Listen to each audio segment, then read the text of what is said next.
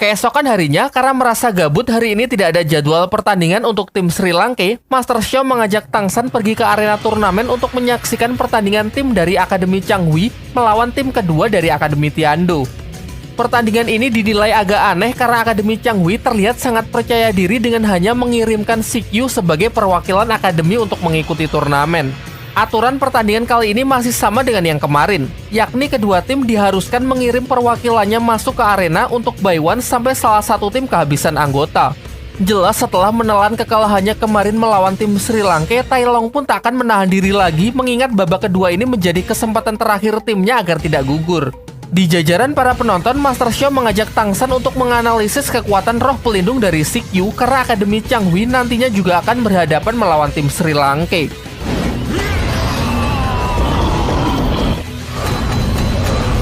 Kembali ke arena, Tai Long yang sudah lebih dulu melancarkan beberapa serangannya dengan mudah bisa dihindari oleh Sikyu. Namun sejauh ini Sikyu hanya bertahan dan sama sekali belum menunjukkan wujud dari kekuatan roh pelindungnya.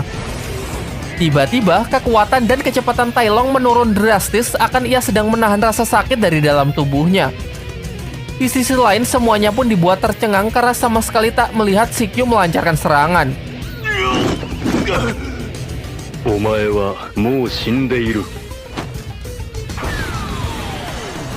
Dengan sekali hempasan gelombang udara, Tai Long pun dilempar keluar arena sehingga Akademi Changhui lah yang dinyatakan sebagai pemenang. Singkat cerita, pertandingan hari ini pun selesai dengan kemenangan Akademi Changhui yang begitu cepat membantai satu persatu anggota tim kedua Akademi Tiando. Meskipun tidak berhasil menganalisis kekuatan roh pelindung dari Sikyu saat pertarungan, Master Xiao tetap berusaha mencari tahu dengan menjelajahi seisi arena untuk menemukan petunjuk. Di tempat tersebut, ia berhasil mendapatkan sedikit petunjuk yang mungkin saja nanti dapat berguna untuk mencari cara dalam mengatasi roh pelindung Sikyu yang nampaknya sangat overpower. Sesampainya di akademi, Master Xiao memberitahukan temuannya ini kepada Dai Mubai. Ia berspekulasi bahwa mungkin hanya Mang Hojun dan Dai Mubai lah yang bisa mengcounter kekuatan dari Sikyu. Namun mengingat masih ada 2 pertandingan lagi sebelum Sri Lanka melawan Akademi Changhui, ia menyuruh mereka berdua agar tidak ikut bertarung dulu di kedua pertandingan tersebut guna menjadi senjata rahasia untuk melawan Sikyu. Sementara itu, untuk mempersiapkan pertandingan, Tang San berinisiatif membuatkan baju tempur yang menurutnya bisa sedikit membantu saat pertarungan.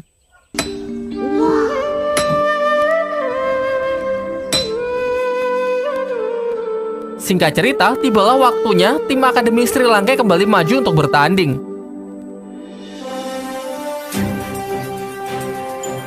Diperlihatkan skin baru buatan Tang San yang semakin memperjelas kekompakan mereka sebagai sebuah tim yang solid.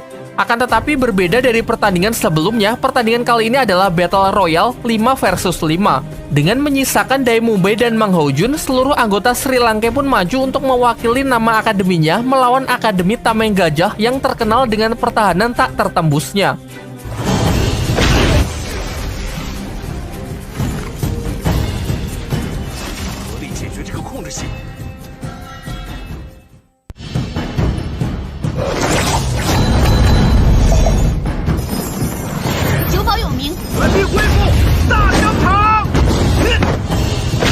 Terlihat lawan mereka semua yang mengenakan baju zirah menutupi seluruh bagian tubuh, menandakan kalau wajah mereka sama sekali tidak penting untuk diingat. Sebagai langkah awal, Tang San memakan kiwi terbang dari Oishike untuk memantau pergerakan musuh dari udara. Su Ying dan Xiao dikirim maju mencoba menembus pertahanan lawan. Dilanjutkan oleh Oishike yang melepaskan sejumlah kabut guna menghalangi jarak pandang untuk mempersiapkan serangan kejutan. Menanggapi strategi itu, tim Tameng Gajah bertindak cepat dengan membuat pertahanan memutar untuk menjaga seluruh titik buta mereka. Sementara Tang San yang sudah berada di atas bertindak sebagai mata Sri Lanka untuk meningkatkan akurasi serangan dengan mengendalikan gerakan kedua temannya menggunakan tali akar roh pelindungnya. Sementara itu, di belakang Ning Rongrong yang bersiap memberikan dukungan melempar beberapa bola peledak untuk mengacaukan pertahanan lawan. Dan begitu melihat celah terbuka, Tang San bergerak cepat dengan mengikat beberapa musuh agar pressing yang dilakukan jauh lebih mudah. Satu persatu dari mereka pun dilempar keluar arena, menyisakan ketua tim yang pada akhirnya menyerah karena sudah jelas melakukan perlawanan pun akan sia-sia. Di seberang arena, Xinian yang mengamati pertempuran mereka sangat kagum dengan Tang San yang menjadi core dari tim Sri Lanka. Seusai pertandingan, Tang San segera kembali ke akademi untuk menyampaikan kabar gembira tersebut kepada Master Xiao. Ternyata di sini Master Xiao memang sudah menunggunya untuk memaparkan penemuannya terkait rahasia di balik kekuatan roh pelindung dari CQ. Ia mendemonstrasikannya dengan menunjukkan beberapa buah-buahan busuk di dalam keranjang.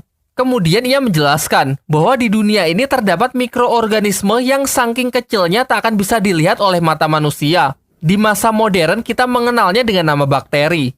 Bakteri inilah yang lambat laun akan memakan buah-buahan tersebut yang meninggalkan sisa pembusukan. Kurang lebih seperti itulah gambaran mengenai kekuatan roh pelindung dari CQ.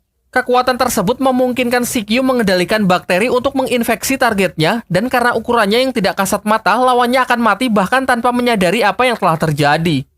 Master Xiao juga mengungkapkan alasan mengapa Tai Long tidak mati setelah pertarungannya dengan CQ, karena roh pelindung Tai Long yang terus aktif memungkinkan hal ini dapat menghambat dan menghentikan lajunya infeksi. Namun masalahnya mengaktifkan kekuatan roh pelindung tanpa henti di sepanjang pertarungan akan sangat menguras energi. Sehingga Master Xiao menyarankan agar nanti mereka bisa menyelesaikan pertarungan tersebut dengan cepat. Di sisi lain, CQ kembali ke Akademi Changhui dengan berpura-pura kalau ia masih di bawah kendali pikiran dari Xinian. Ia pun memanfaatkan momen ini untuk menginfeksinya secara diam-diam. Namun karena level Xinian yang masih lebih tinggi, ia menyadari serangan tersebut dan berbalik menyerang CQ. Kemudian CQ mengatakan akan bersedia menarik kembali kekuatannya dengan syarat ia harus dibiarkan tetap hidup dan teman-temannya yang pikirannya dikendalikan juga harus dibebaskan. Mengingat baginya CQ adalah pion yang sangat penting, Xinian pun setuju dengan penawaran tersebut dan berjanji akan melepaskan teman-temannya di Akademi Changhui seusai turnamen.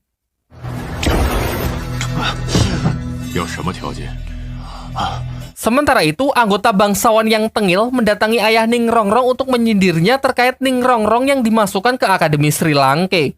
Menurutnya, mengirim penerus klan ke akademi lain adalah keputusan yang tidak tepat. Maka dari itu, ia menyarankan agar klan Kibau menarik kembali Ning Rongrong dari Akademi Sri Lanka. Pembicaraan pun diakhiri dengan ia yang bersedia memberikan bantuan apapun asalkan klan Kibau mau bekerja sama dengannya.